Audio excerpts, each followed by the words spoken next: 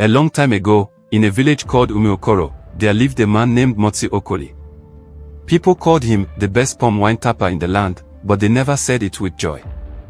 They said it with fear. Motsi Okoli was not a kind man. He was strong, yes. He could climb 10 trees before noon, and his wine was always full, thick, and strong. But his mouth was sharp, and his hand was heavy. Nobody in the village truly liked him, but they needed him. Every evening, young men from the village came to his compound to buy wine. Sometimes they begged him to reduce the price. "Motsi, please now, add small for me," they would say. But he would shout, "Get out. If you don't have money, go and drink water." He insulted old women, shouted at children, and beat his workers. Yes, he had 3 boys who worked for him, Obina, Shadrach, and Tob. They were not his sons. They were boys from poor families who came to learn tapping. But instead of teaching them, Motsi Okoli treated them like goats. They woke up before the sun. They fetched firewood. They cleaned his compound. They carried heavy gallons of wine from the forest. And when they got tired, he would shout, "Lazy children. Did I beg your parents to send you here?" The boys were always tired. They ate once a day. Sometimes, they went to bed hungry. One day, Obina said, "Is this how we will live forever?" Shadrach replied, "Let's endure. One day we will leave." But Tob shook his head. What if something happens before that day comes? Motsi Okoli's house was big. He had plenty money. But he had no friends. He had no wife, no child, no one who cared for him. Many people said he once had a wife, but she ran away. Some said he had a child once, but he shouted at the boy till he ran into the bush and never came back. Some said he killed his own brother in a fight over palm trees. Nobody knew the real story. But one thing was sure, Motsi Okoli lived alone. And the trees he tapped were deep inside the forest. No other tapper went that far. They said the trees were not ordinary. Some said spirits lived near them. But Motsi Okoli didn't care. He laughed and said, "Let them try me.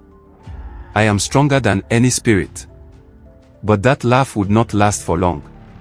One day, Motsi Okoli came back from the forest with a big smile. That day, he carried more wine than usual. The wine was even sweeter. Everyone in the village praised it. "This one is strong, oh. What did you add to this one?" Motsi Okoli smiled and said, "Hard work." But he was lying. He had found a new palm tree.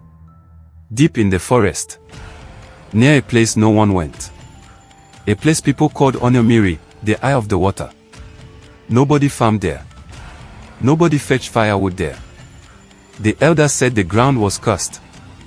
But Motsi Okoli didn't care.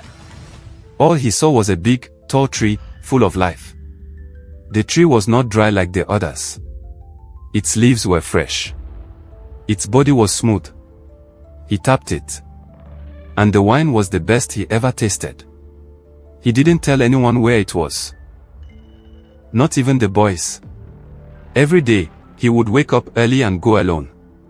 He would return with gallons full of sweet wine. But then, something strange began to happen. One night, while Obina, Shadrach, and Tob were sleeping in the small hut beside the main house, they heard something.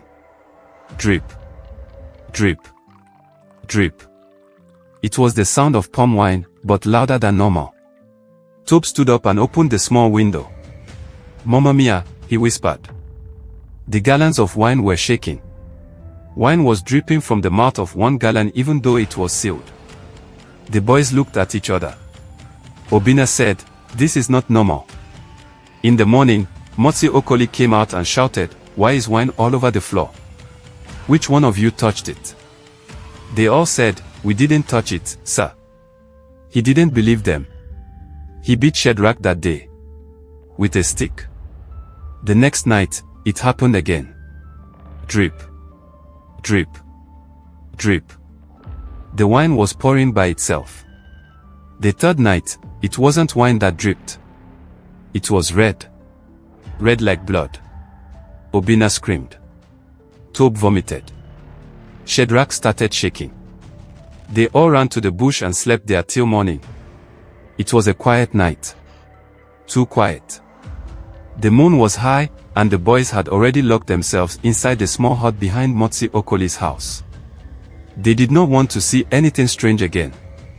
But Motsi Okoli was not afraid. He was inside his house, drinking from the same red wine that had dripped by itself. He laughed as he poured more into his cup. "Sweet wine," he said. "Even the gods will beg to drink this one." Then suddenly, the wind stopped. The fire in his lantern shook. And from the corner of the room, he heard a voice. "You are drinking what does not belong to you." Motsi Okoli stood up. "Who is there?" No one answered. The room was quiet. He picked up a stick and walked to the corner, but there was nothing there. Then the lantern blew out. Darkness. Silence.